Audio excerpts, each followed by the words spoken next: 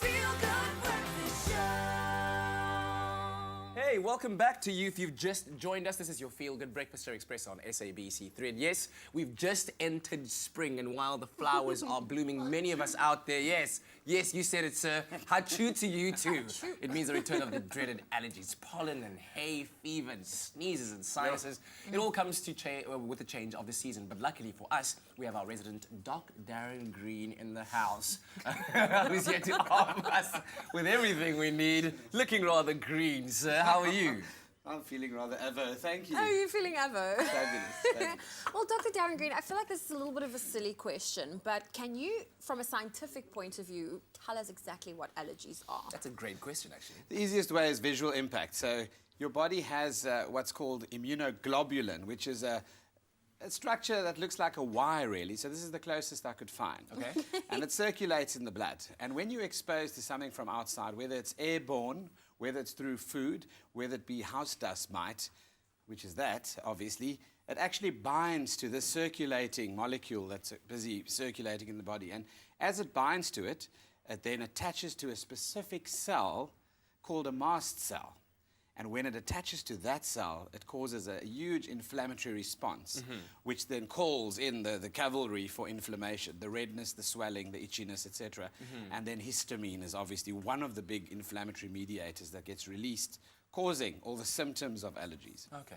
What essentially is the difference between an airborne allergy and something like you said now that comes from food, like let's say a peanut butter allergy? 100%. So the ones ingested obviously through the gut, the mouth, the oral cavity, into the tummy, and you have then obviously local responses to that invading allergen as such.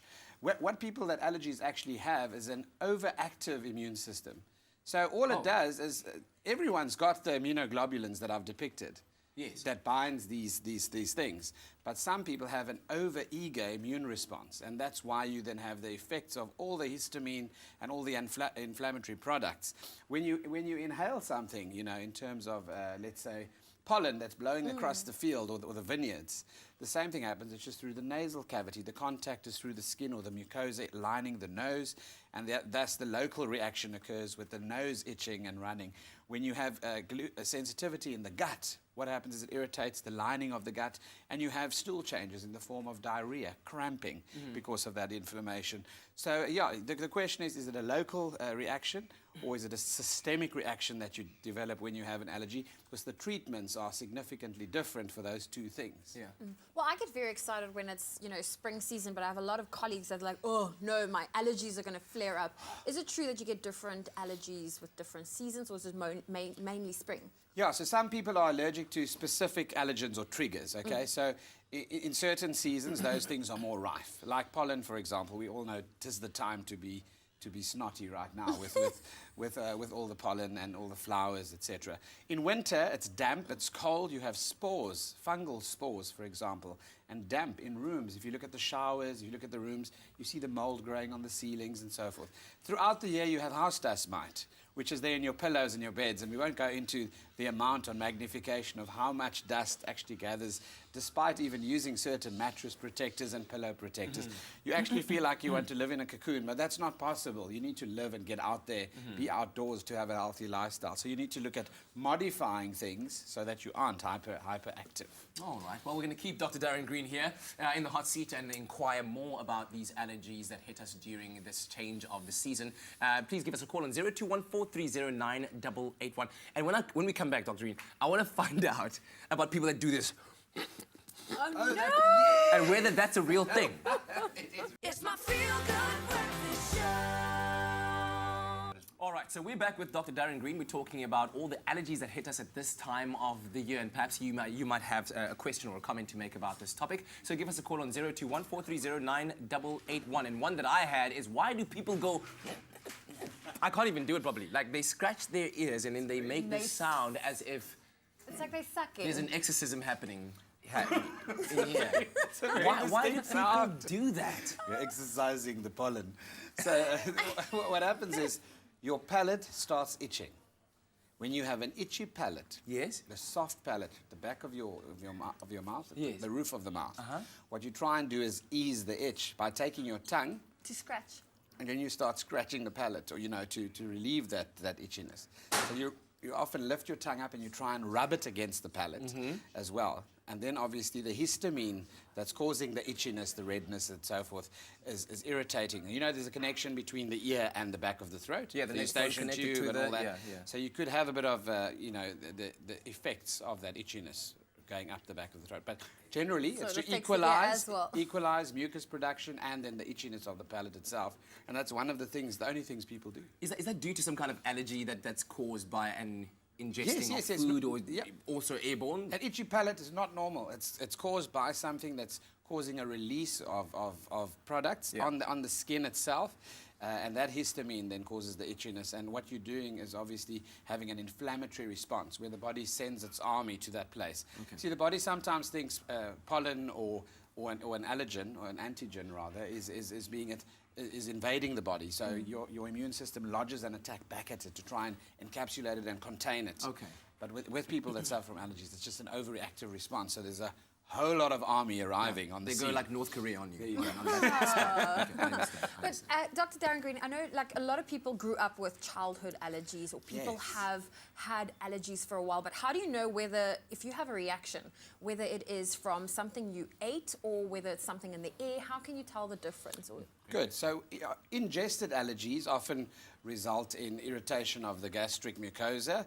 So you could have, for example, like lactose intolerance, gluten intolerance, for example. You could have irritation of the lining of the stomach and the bowel that leads to stool changes or bloating or what we call dyspepsia, where you're all distended and swollen and you just feel really, really, you know, rather large and just uncomfortable. Yeah.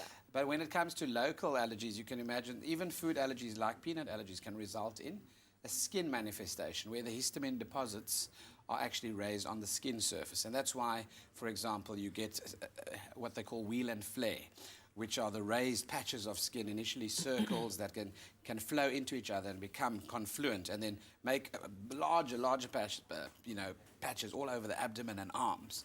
So that's urticaria as well, which is associated with allergies, and that's a specific skin rash that we identify after a trigger. Okay. Well, we're going to keep our lines open on 0214309881. When we come back, I want to just pick up on what the good doc spoke about right now. And I know it might sound like a stupid question, doctor, but I want to know, what is a local allergy? Does that mean it's local to Cape Town or in Jersey? What does that actually mean? I'm not going to try and act like I know what it means. I'm going to ask the question. We'll see you just now. It's my feel-good breakfast show. We are back again with Dr. Darren Green talking about all the allergies that annoy us at this time of the year as spring comes around. And like I said, I'm going to ask this question because I didn't personally understand it, what is meant by local allergy. Does it mean it's only occurring in Cape Town or available in Cape Town or in Joburg? What does that mean? So area of basically a local response to the allergen. So if you think of a bee sting, Yes. for example, there's normally a red area, and some people have a dramatic response, especially people known with what we call an atopic profile that makes them hypersensitive to certain triggers. But that's a local skin reaction. Yeah. The opposite of local, what can happen in progression, is systemic. And when we look at systemic allergic reactions, that means that it affects the other systems. And the big ones are obviously things that cause anaphylaxis, which are life-threatening in the sense that your airway can be compromised. Like you have swelling of that skin on the hand or on the arm where you've been stung, so too the airway can actually swell closed, and your throat can swell closed, and then you don't have an airway or passage to breathe. So where that bee stings you over there, where that red spot is, that is where That's just a local area The of- local, of- and dis waar dit lekker is, mos. Dis 'n klage. Lekker. All right. Well, Dr. Darren Green, we have a caller on the line. We have Jane Ann from Cape Town. Good morning. Hi. Hey, what's your comments or question for Dr. Darren Green? I'd like to find out, I do suffer from allergies, sort of postnasal drip and that sort of thing, but specifically around the seasonal change, my skin gets so itchy that I tend to wake up during the night feeling like my skin is crawling from the itchiness. And I do take antihistamines that my doctor has recommended, but despite that, I still tend to struggle with the extreme itchiness Wow. Okay. at certain times of year. Thanks so much, Jenny. Thanks for the question. So there are quite a few conditions, that lead to the buildup of histamine under the skin. Interestingly enough, bile salts can also cause pruritus, which is the medical term for itchiness. Okay. So I would suggest that she definitely has that screen as well in terms of the liver and gallbladder and so forth. But besides that, if she's known with an atopic profile, taking antihistamines, they're different generations, first generation, second generation, and third generation, and they all have different levels of efficacy. What's the big side effect of antihistamines? Drowsiness, sleepiness. Oh, yes. No one wants to take them when they're going out socially because they're scared. So if you've got a cat and someone's coming to visit you, they don't want to take it before coming to visit you because if they have a glass of wine, it's tickets. They're going to sleep. So that's the problem. And you do get non-sedative antihistamines as well, which are more expensive, but they also are more effective than some of the earlier ones. That combined with preparing in advance for exposure to the allergen is what helps. Once the immune response has been generated already, it's a bit late. So you've got to regulate your exposure to the environmental trigger, obviously, and then prep for it in advance. Take the tablet before visiting someone or going into an area where you're going to be horse riding and you know that you have sensitivity to horse dander, for example. Okay.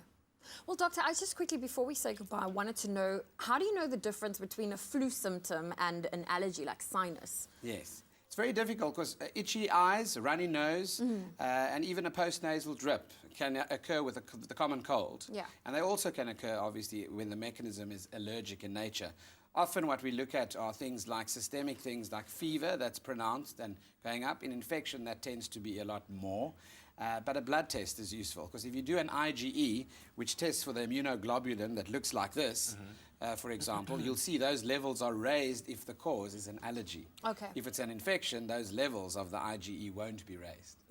Dr. Green, thank you so much. Always such a pleasure to inquire of you on your expertise. We do really appreciate it. And to our callers as well that, of course, infuse their comments and questions into the conversation. We really appreciate that. Next time, when I have an itch, I'm going to say, pruritus.